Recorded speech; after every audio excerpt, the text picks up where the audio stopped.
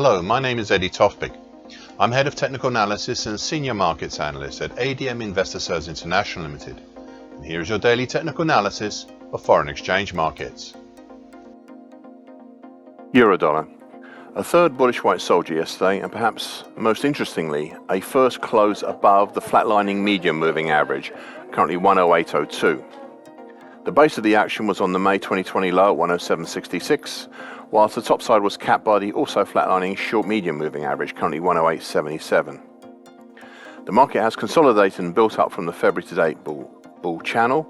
It's currently 106.56 to 111.35. This bull channel is highlighted in bright red on my daily chart. Looking above, beyond the short medium moving average, we have the 50% Fibonacci line of the January 2021 to September 22 move at 109.44, which is the base of some congestion back in late April and May this year, and stretches up to the interesting neckline, currently 110.91, of the July 2017 to November 2018 head and shoulders pattern. Now this neckline is highlighted in dark blue, and it capped the market back in late April and May as well. Meanwhile, below we have the April 2020 low at 107.25, and then the lower bull channel line. Below this, we have the 2020 low at 106.35 and the April 2017 low at 105.68. The 2020 low had previously managed to stop the decline in May and then turn the market back up. Now, so far today, a lower open, a dip then down to the medium moving average before a pull back up, though still within yesterday's range, and looking like a possible hanging man pattern right now. Cable, aka sterling against the US dollar. A second bullish white soldier yesterday and a suitable follow-on higher to the previous session's immediate countering bullish engulfing pattern. It was also the highest high since April 2022. The top side was capped, unsurprisingly, by the 50% Fibonacci line of the June 2016 to September 22 move at 126.99. This was just above the September 2020 low at 126.72, which I am sure had tempered the rise prior to reaching the 50% Fibonacci line. Below, we now have an area of congestion seen in April and mid-March between roughly 124 to 125, within which we have the slowly rising short-medium moving average, currently at 124.77, as well as the March to date uptrend, currently at 124.35, which is a possible nascent lower trend line of a March to date bull channel. The upper trend line is above the market, and that's currently at 128.33.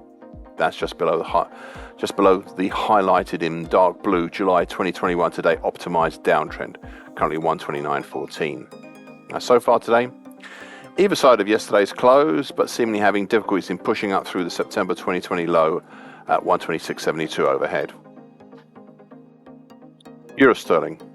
An indecisive doji cross yesterday, as the market has, for a fourth consecutive session, has had problems with trying to push down through the low of December last year at 85.45. This area has been a support prior to this in October last year. There's also another resistance stroke support area nearby, though a small one, in the 85.80 area. However, the next real resistance is up in the 86.69 area. Meanwhile, below, well, we have little until the April 21 low at 84.70. So far today, a little lower open and a seemingly obligatory dip down to the December 22 low again, but pulling back up now, looking like a bullish engulfing pattern right now, which is not that hard to do, since yesterday, as I said, was an indecisive doji cross. US dollar against the Indian rupee.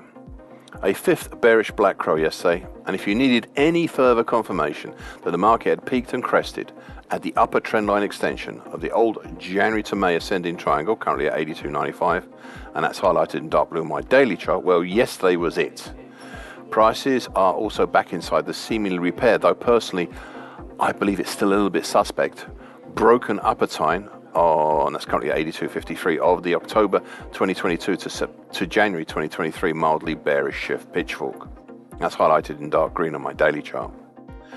What was interesting about yesterday's moves was the sheer size of it in relation to what we'd seen, as it broke down through and closed below both the flatlining short medium moving average, currently 82.17, and the slowly rising long moving average, currently 82.05. There was also a second close below the slowly rising medium moving average, currently 82.27.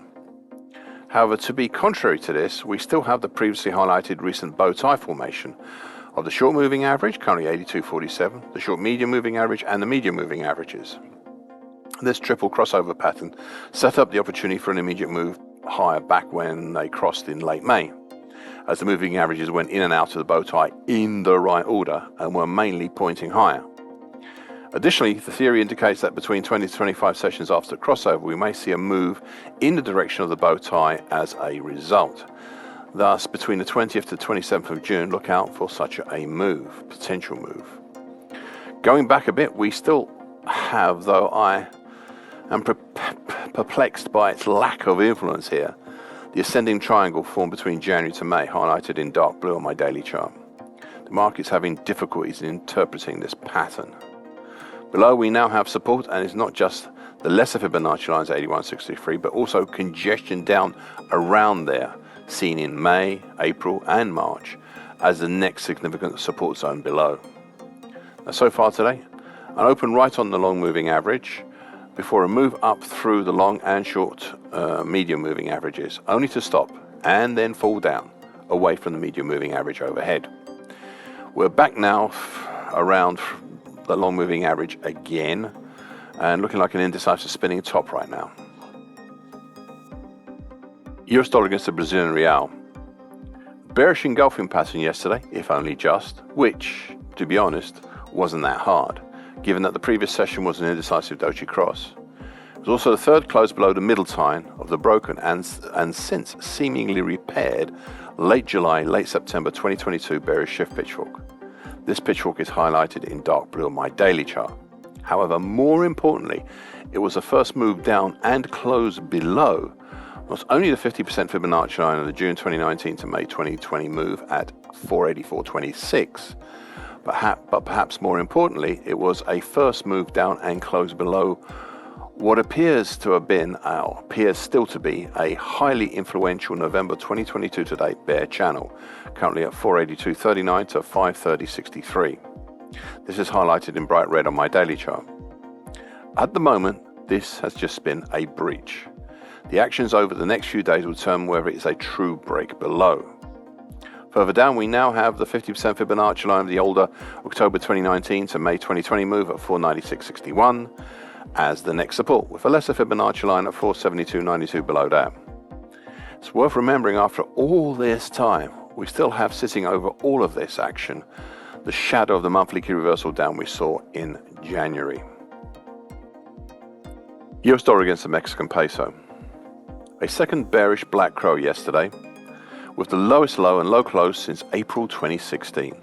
It's also the second consecutive and first clear close below the declining lower trend line, currently at 17.20.56 of the September 2022 to date bear channel, and that's currently between 17.20.56 to 18.41.48.